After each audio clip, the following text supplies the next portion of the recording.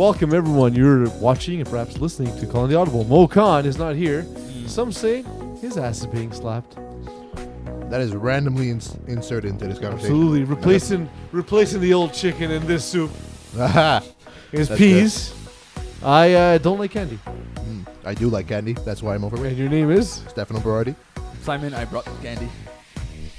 Eagle, I ate all the candy. Literally, the bag's empty already. I was watching you. I was watching you smash candy from the corner of my eye. And I swear to God, you're going to have diabetes. Diabetes. Diabetes. You're going to die of beaties. You're going to die straight of Diabetes? Yeah. Diabetes.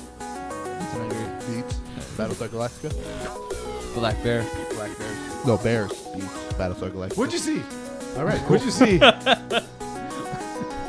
Division 5, 5A, 5B. Sorry, What'd you please. see? Somebody say Go something for it, that's please. related to flag plus football, please. Sorry.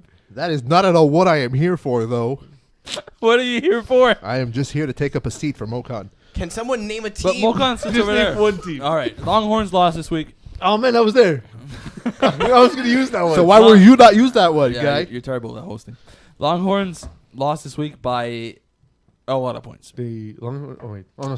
So, Never mind. It's not the game. Dream Chasers, yes. 50-12. Jesus, man. Learn to use the pauses. Learn to set up the narrative. I was about to, but then you cut me Learn off. to use words I understand. So, I've never done this before. So, Dream Chasers is a good team. Longhorns should be a better team than this. This kind of blowout should never happen. In the scenario where, like Longhorns shouldn't lose by 38 points to anybody in this division. I agree that, listen, they're a little bit past their prime, but they're still a strong, competitive Division 5 team. How are they only scoring 12 points and losing by 38? I don't know. Okay. Can you tell us why? Because defense wins. From your in breakdown? Well, I was asking you a question. I don't know. I wasn't there. You were there. Can you tell us I why? was not at Kirkland. No. The game I watched was I thought you were posing a rhetorical question, Timo, and then The game- nothing to follow up. I was not. the game I watched was The Process versus I was there too. Le Speakeasy. You were there and you were limping because of old age. Yeah. Yep, I'm that's an old okay. chicken. You're an old chicken, Hey, and you're that good- makes you're the good better for soup? soup. Is that what the thing? Is that what the saying is? Old chicken is good Old for the soup chicken. is the saying. Okay. Well, that's a saying that I've never heard of until 3 times in the last 2 minutes. Well, but now you can't stop hearing of it. That is very true. It's like vibrating in my head. Yes. So, the Speakeasy have to stop depending on that quarterback. Because and the quarterback I am referring to is Vincent Richard, in case people are wondering what quarterback I'm talking about. Is he still has- the losingest quarterback in FPF? I feel like we had this conversation. Isn't he the losingest quarterback in FPF? Well, the franchise he wasn't part of that franchise before. He joined to try to revamp that franchise, which I Didn't forgot work. the name. Clearly failed. Also, I did the same thing yesterday. I was like, I can't remember what they used to be And- called.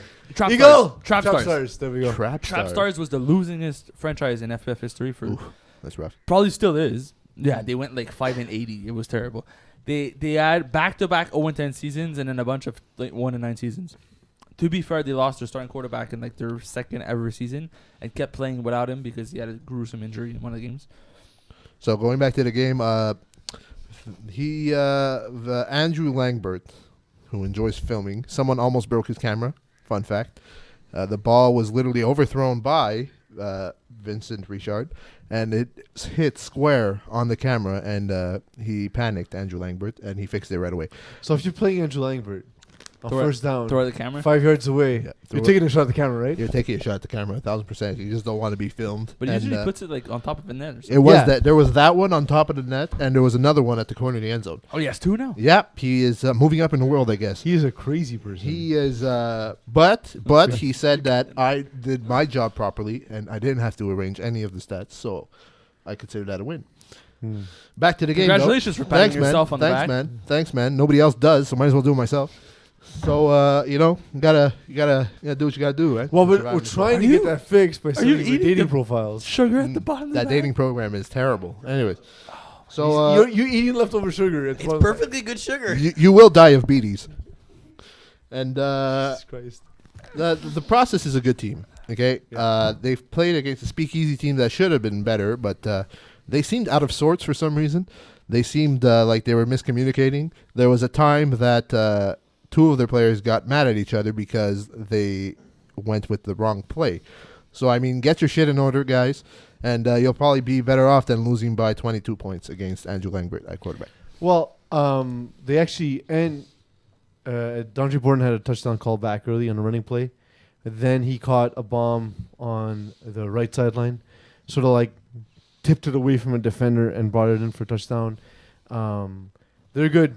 Andrew Langbert doesn't have the best arm, but he knows the plays that work in FPF, and he has the guys in this team that can make up for his imperfections. Jacob Boydman at snapper is dirty, but also I don't understand why teams don't throw to Jacob Boydman 12 times a game. Like, bro, Jacob, if you want to have a bunch of catches, come play for Peeze.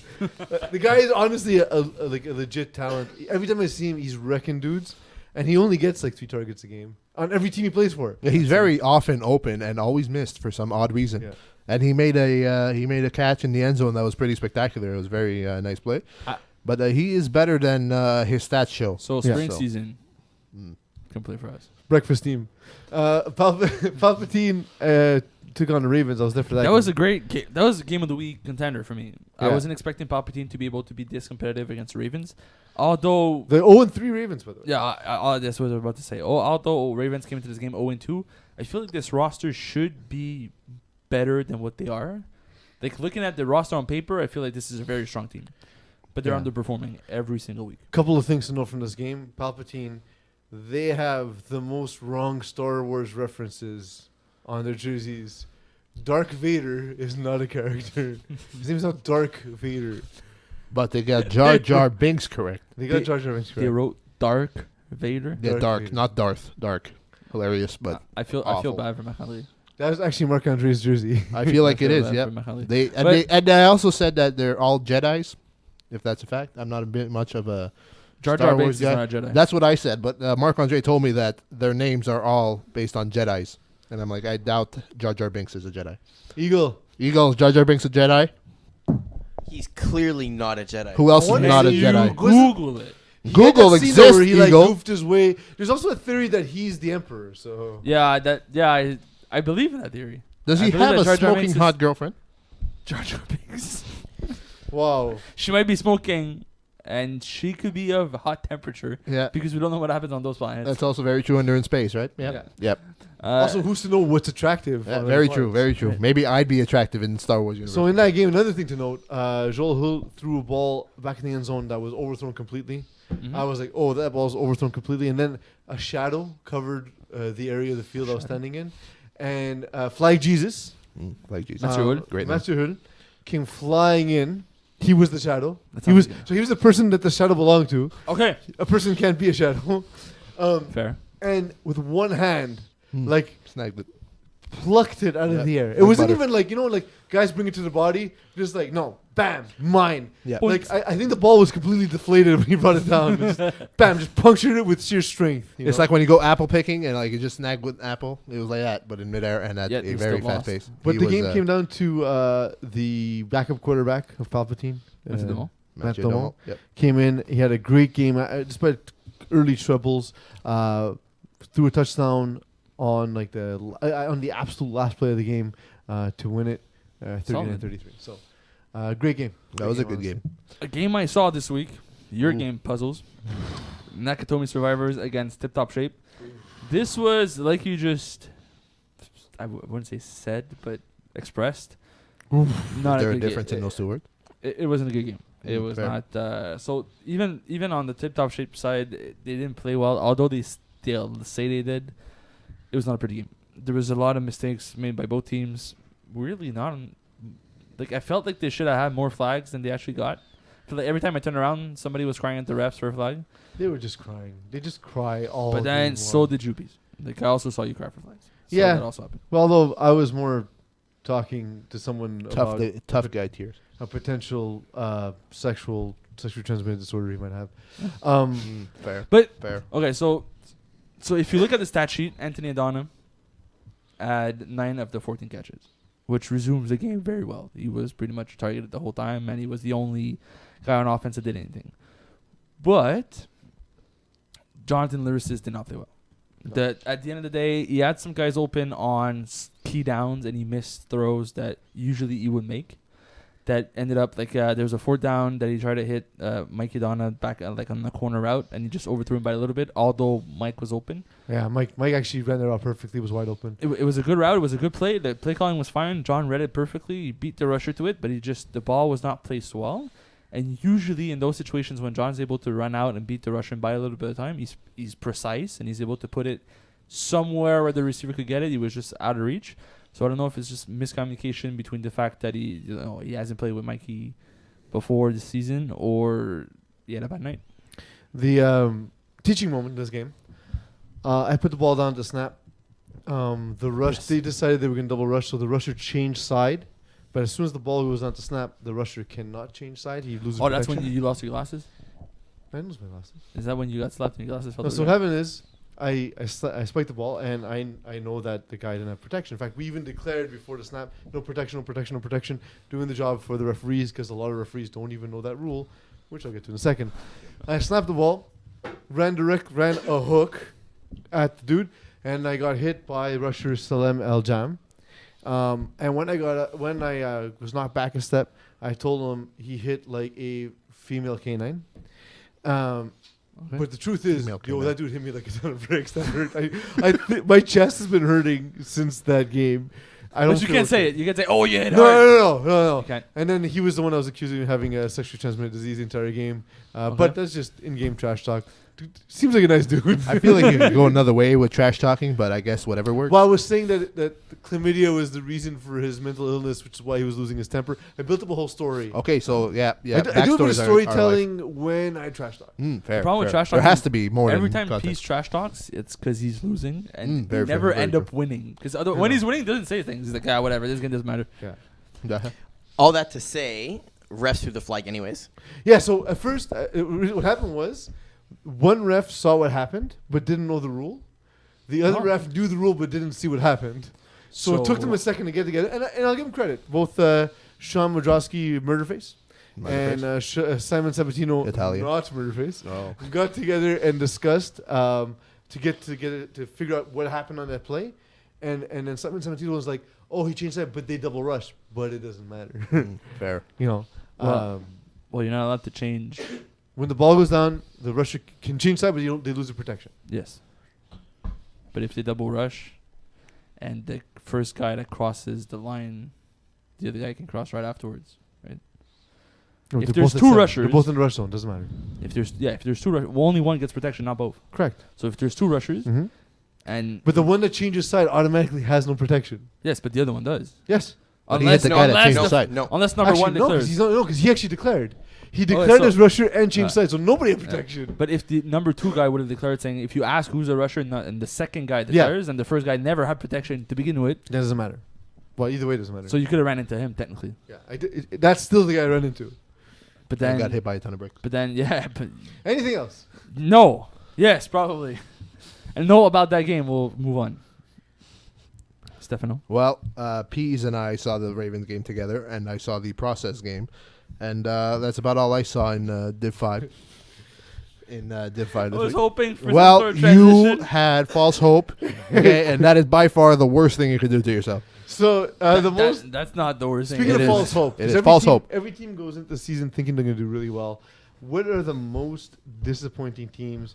Let's look at them. Let's look at the 0-3 teams, and I'll throw a team out to you guys one by one, and you guys tell me about the team, why they've been disappointing, or are they just not good enough to compete in the division, and your thoughts and so on. So I'll start with Simon. Simon, since you saw us firsthand, Nakatomi Survivors 0-3.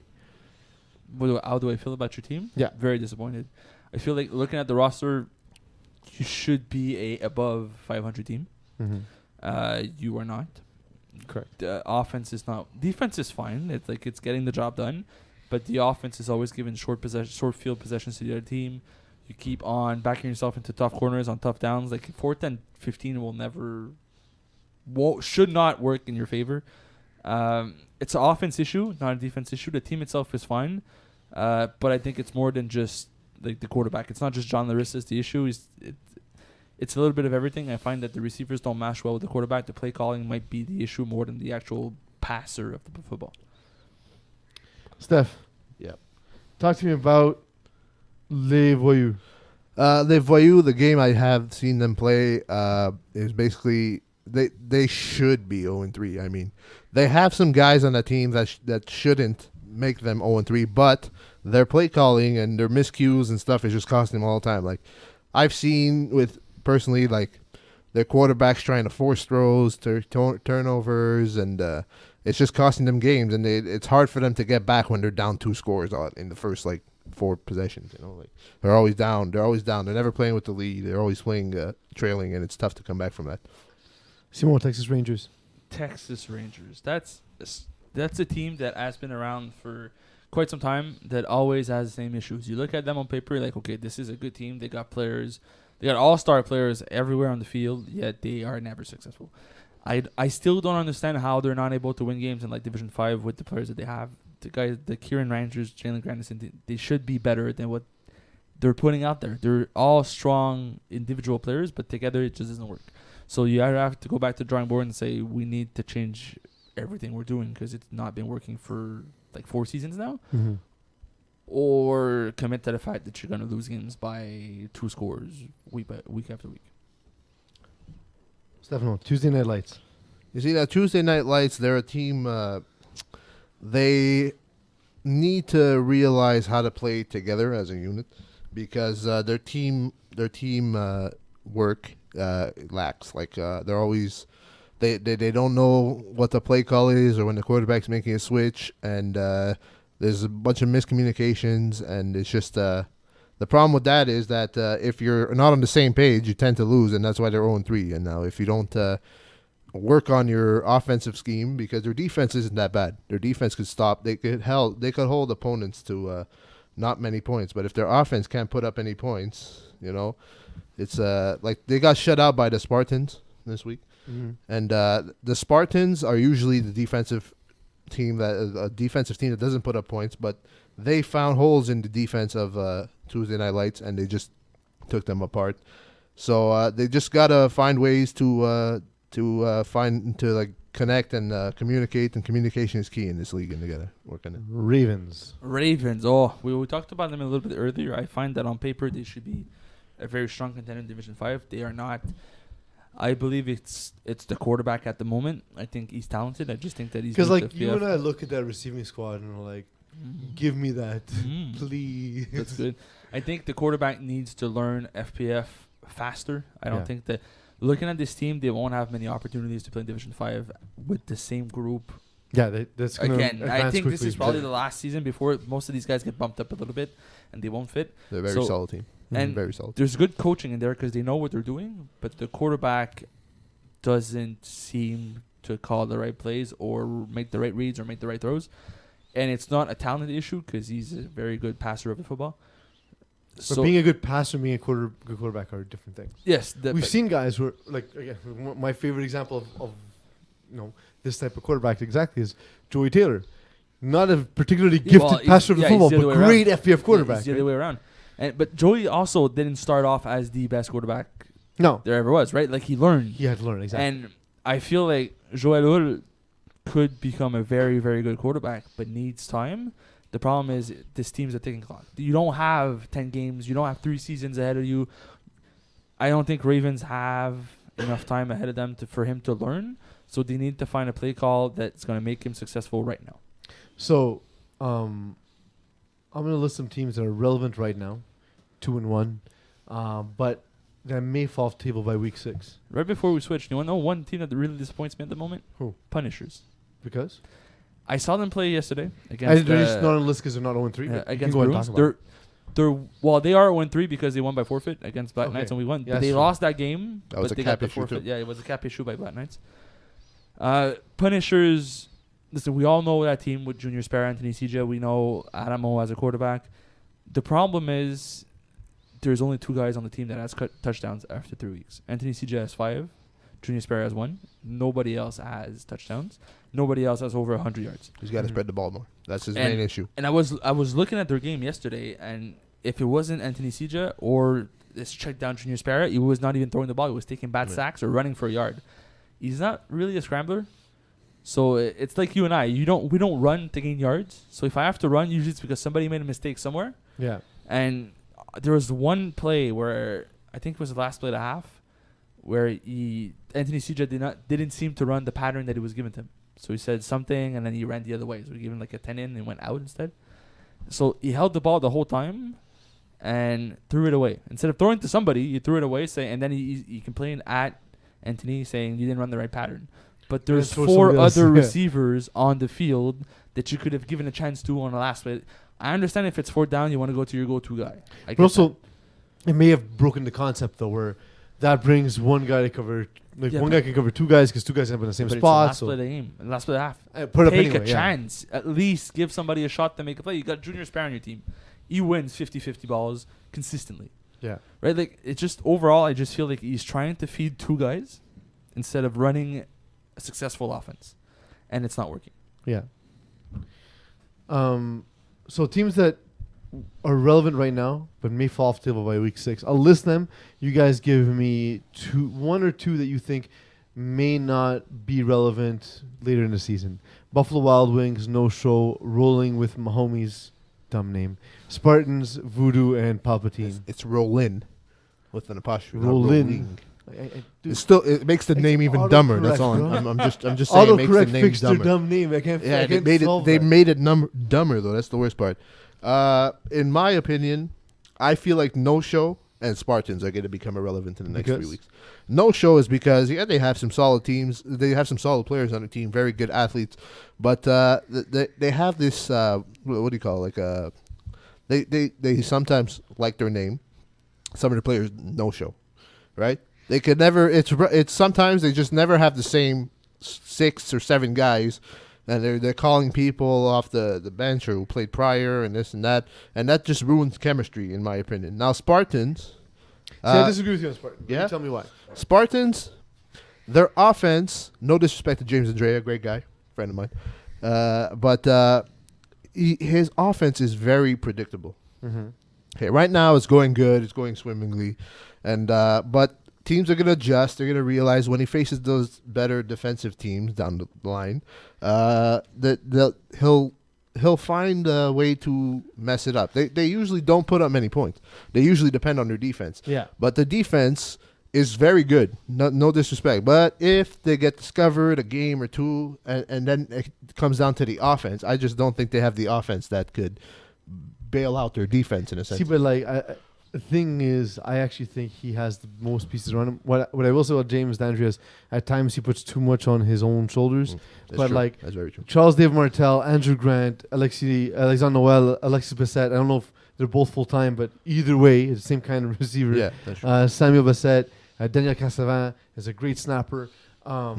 They like, again, this is a team that just has an embarrassment of riches in terms of talent. Yeah, they're a complete team. It's just that their offense may not be able to bail out their defense, is what I'm saying. And if they face a high-powered offense and they have to score, their defense might give them the chance, but then they have the trouble of capitalizing on those. Like their offense isn't, in my opinion, good enough to score more than 24 points. So if they don't allow a They've team, only scored as much as 24 once. yeah, which this week they won 24-0.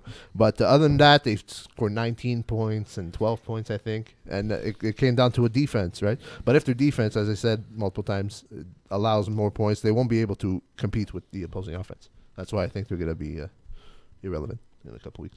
I like to believe in Voodoo and Palpatine this season. I hate believing in Palpatine, but I think that they'll be one of those. Answering the wrong question. Yeah, the question is who's going to fall off. So No. they won't. Yeah, but you gotta answer who will. don't give me So what they I won't. You could just say, well, No. colors I like are blue. It's not what I asked. And you won't know what that is. So I Yeah. can't go there. That's very true, but he does know gray. The one No, team, the fuck I'd agree. Everything is gray. the one team that I feel is gonna fall off that you guys didn't mention is Buffalo Wild Wings.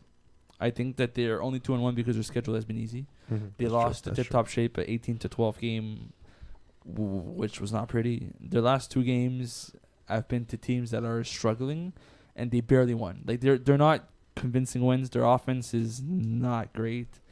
Their defense is good. They're keeping guys they're able to keep guys from scoring against them, but it feels like they're playing field positioning in FPF, which never works because this is not football. And Well, it is football, just not actual football. yeah, you like in tackle football you can play field positioning Yeah. because there's field goals, Yeah. but here there's no field goals, so you're just punting the ball and gaining yards to no extent. I feel like they're going to be humbled very fast and they're going to lose the next 2 games. I was looking at Division 5 in general, 5A and 5B, and I started playing in Division D and in Division 5, and compared to what it was, there is an insane amount of talent in Division 5 at the moment. Yes. It's the best, and like it's one of the topics we scrapped in Division 6 because we didn't have time to get there. Like, as talent at the bottom of FPF has never been better than it is now. It's actually quite impressive that the level of competition, even at these low divisions, teams from other leagues come thinking they're going to dominate and often don't. They hit a brick wall. You know, because there's so this much talent. Looking at Division 5A specifically, who has the best trio of receivers? In my opinion, I'd say it's Super Saiyans. Dylan Segal, So, Jared Gallant, and it's Troy not Rothman. Seagal, but I don't Seagal. care. Seagal. Seagal's a stupid Seagal. name. Just tell people your name's Seagal, bro. Honestly, why wouldn't you capitalize on that? If I Come on, could tell Dylan. people my name is Seagal, in fact, I'm going to start introducing myself as Peeze Seagal. My name is Peeze Segal. It's got a nice ring to it. Great name. My name is Dylan Segal. See, but the name Dylan is like, but Segal, you like, it makes up for it. But yeah, Just call yourself Seagal. yeah, just Segal, like one name. Like, but look, Dylan Segal. I'm gonna stick with that, even though that's not the pronunciation.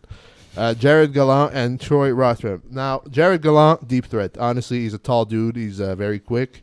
You throw it up to him, 98% of the chance to come down with it. You got to give the defender a chance. Or I else like they'll the hate random you. percentage. 98. 98 is a very good number. Not 83. No, 83 is a bit too low, but 98 is fine. Now, Segal, I'm gonna go with Segal. I'm gonna hope it catches on. Segal, he's the all-around guy, like third read usually for Just like the actor, like whether it's Under Siege or Under Siege exactly. 2. or fighting Great seals. all-around actor. Yeah, Great all-around receiver. That's it. He's the guy that Jordan hits often when Jared Gallant is covered and Troy is covered. Also, he's like the third read, but he's also always open for some reason. Like every game I've seen of the Super Saiyans, like he's just open like 15 yards down the field, and it's as if he's like people don't know he exists. Maybe because the name's Segal. Yeah. Maybe that's why.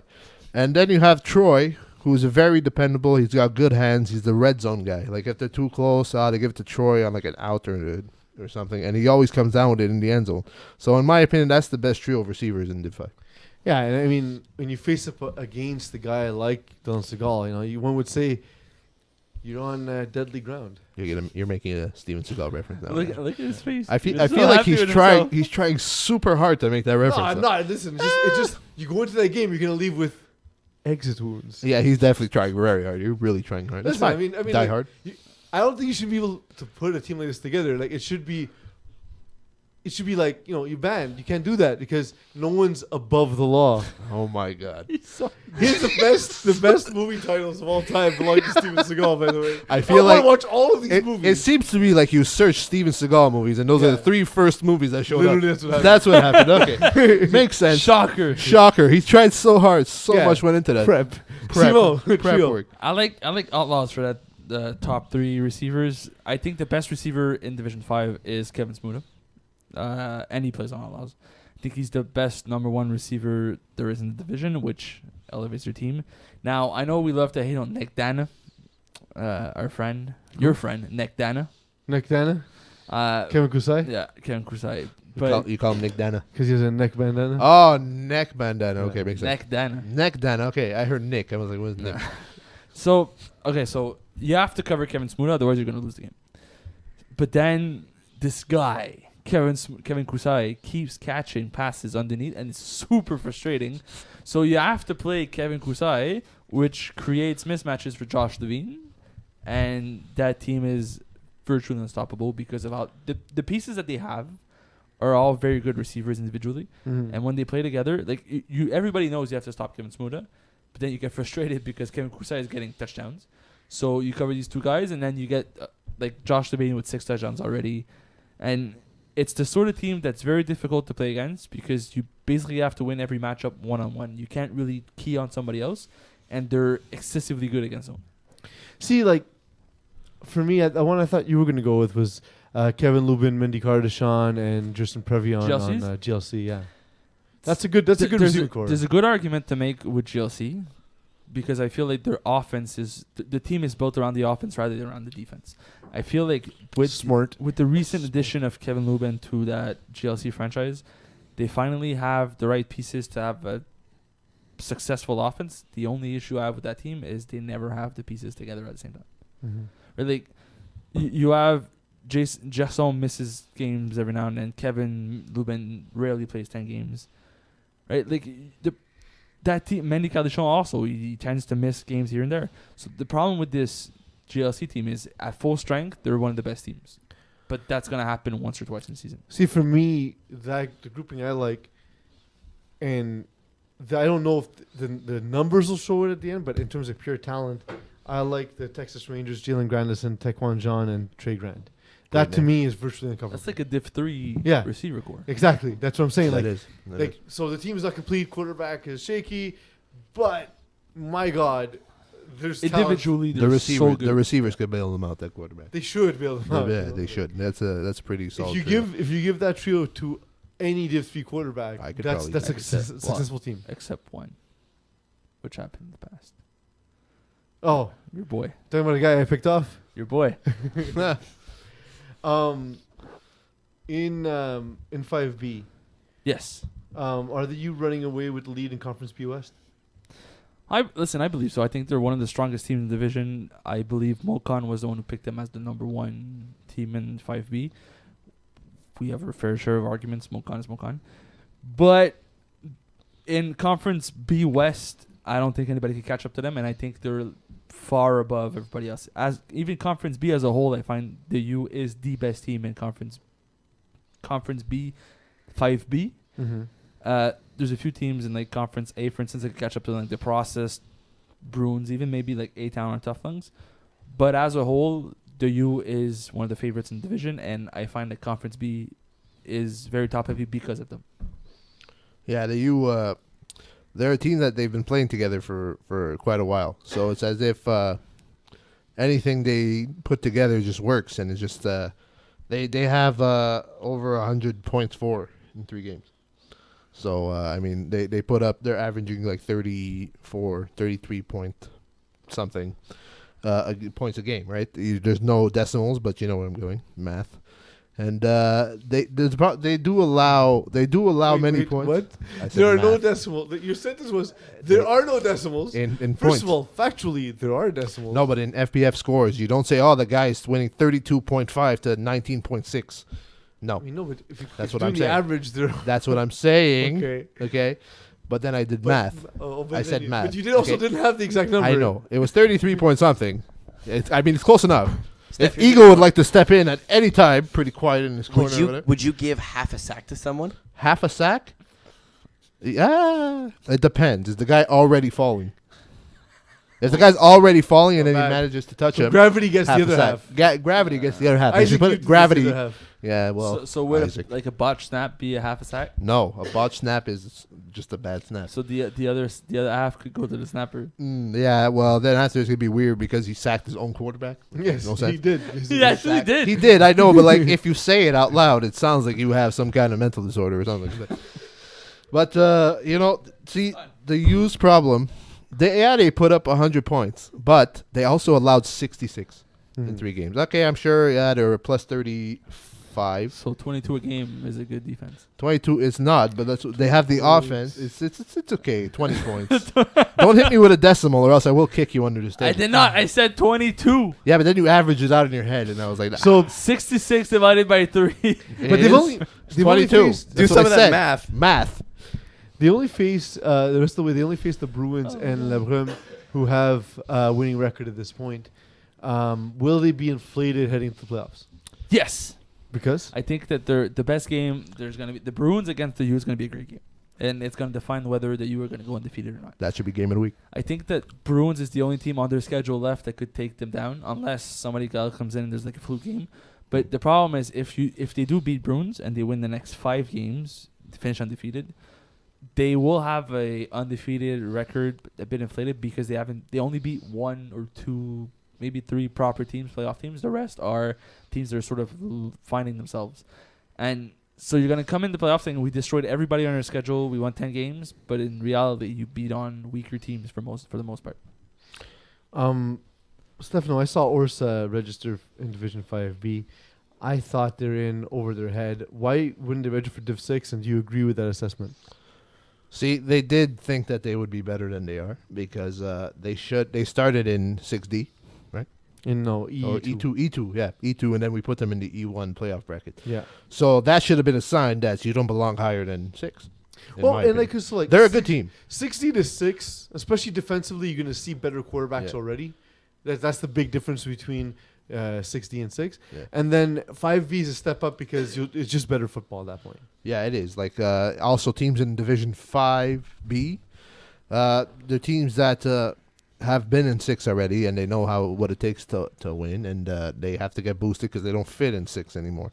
So that means that their team is growing as a unit. And Orsa, they had a year under their belt, more or less. One season. One Not season. even a year. Yeah, they didn't play the Fall Cup, right? No. No, it was that one season, and like, sure, they took that extra step. Maybe I guess they wanted to challenge themselves, so they're like, oh, we could probably do it in 5 because 6 E2 was easy for us. Let's say, even though they finished with they had a winning record, but like in my opinion, they should have stayed in 6. They should have stayed in 6. What can Antonio Spezia do to improve a quarterback, Simo? To me, in any, you need to start calling plays that are high percentage plays. Give yourself a shot. It's not always about hitting 10, 15 yards per play. It's about letting your receivers make plays for you. So if you're hitting a 2-yard pass and the receiver runs afterwards, you're at least going to get a yard or 2. And if one defender misses, then you're looking at 7, 8, maybe 15-yard gain. It makes it easier on your quarterback because you're just able to complete passes over and over. The defense gets frustrated and they're trying to jump things, and that's when you catch them off guard. If you try to do it the other way around and you try to catch them off guard first and beat a smarter player on the field and go over top, that's usually when your completion percentage drops. You're staring at tough downs like 3rd and 4th and long, which is very difficult to convert. When you're playing a 4th and 10, the defense starts at 10. Mm-hmm. So your receivers have to get to 10 yards before the defense even moves. So before you can read anything and see where guys are going, everybody has to run 10 yards, but the rusher only has to run 12 before it gets to you. So in most cases, the defense won't even move before you have to throw the football. And then the defense reacts to your throw instead of you reacting to what they are doing. So if you have shorter downs, it makes converting those 3rd and 4th downs much easier. And it's something that's usually overlooked in lower divisions because it's not glamorous to throw 2-yard hooks or 5-yard hooks or slants and drags underneath, but it works. It's super successful, and then you're able to move the chains, and even your teammates are more happy playing with you because you're scoring more points and everybody's more involved in the game. What do you guys make of the Fighting Flamingo start? 8 interceptions, 6 sacks in the first 3 games, but only scored more than 30 points once. What's the issue with their offense? They're at 1-1-1 right now. Yeah, so their tie was a 7-7 game. Who's the QB on this team?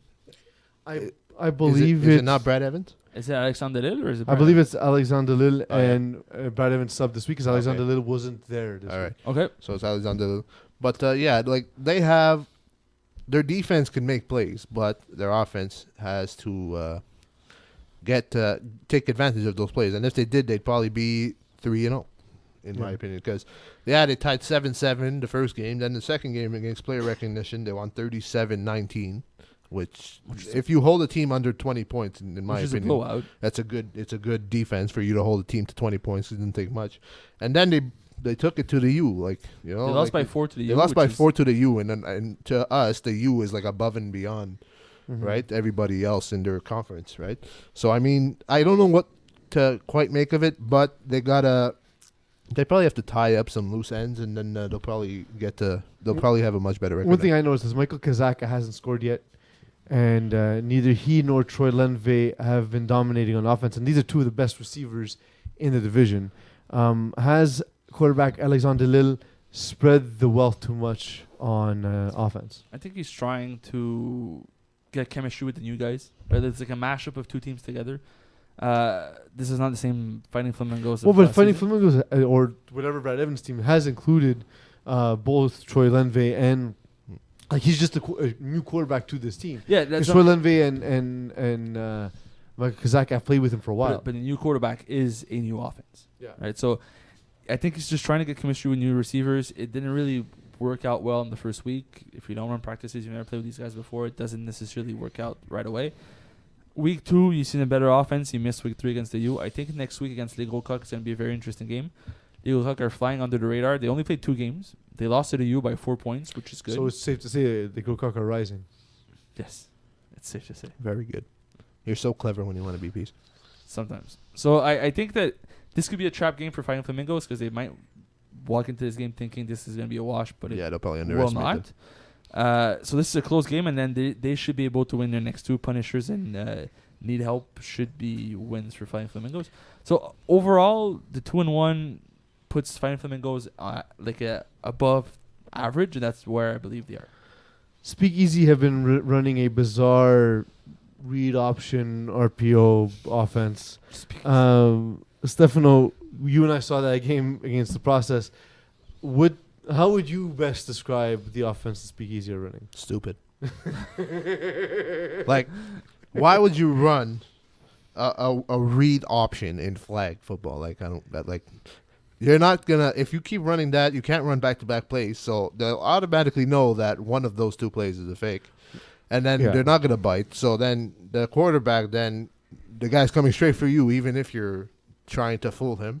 It's not gonna work out. But then after the receivers, they try and get open, and then the quarterback overthrows them. So I'm like, why don't you just simplify it and try not to put yourself in a position that you can't do anything? Well, and on one play in that game, they did a handoff. So the rusher followed the handoff, and then the guy who took the handoff threw back to the quarterback, but the ball hit the ground in the end zone for a safety. It was terrible. Like, what are you trying to do? Like, that's automatically a failure if you're trying to make a guy that's not even a quarterback toss it 10 yards across the field and then lands on the floor for a safety. That's not like you're doing it on purpose, because I've seen it done on purpose before for funny reasons. And so like, you gotta just fix it. Like, what are you doing, honestly? Simon, can an RPO or read option offense work in FPF? Nope. There's a reason people don't do it. There's a reason it's not a successful playbook, and you don't see it every second play in FPF. The simple fact that in FPF you can only run once every second play kills RPO. Yeah. Like Steph said. So there's no point. I seen it attempted in Division 2 yesterday. It was the funniest thing. They had 2 guys in the backfield. They ended off the fake end off to one guy, started running towards the line of scrimmage with one guy next to him to sort of lateral next to him. Mm-hmm. Problem is, as soon as you step on a line of scrimmage, you can't pass no more, and laterals are not permitted. So if you're playing DB, wait for him to get to the line of scrimmage. Once the QB with the ball crosses, then he can't pass it anymore and just blitz him. He's gonna have to pass it before line of scrimmage, which is still in front of you, and you can still make a play. So one guy can cover 2 guys all the time.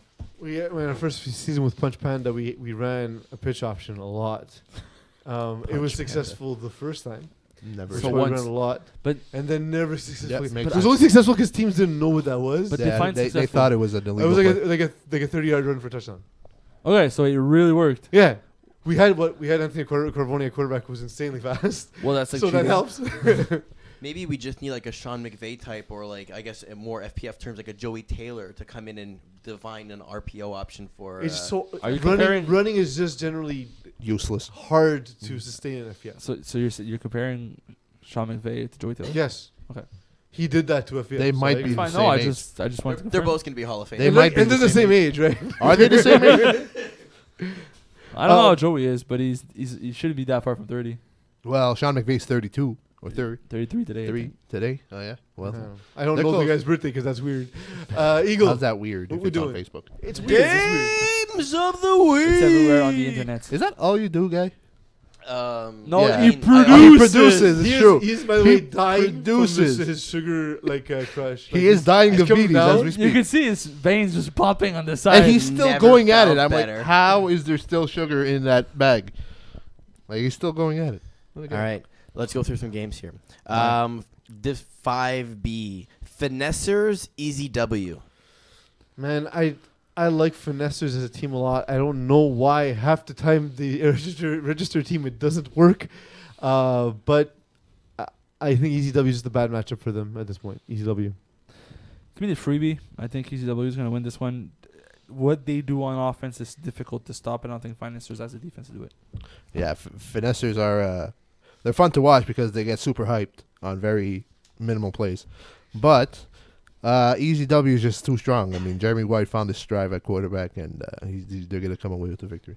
All right. A battle of the dumpsters, but one of these is going to break out of 0-3. Dope Boys versus Orsa.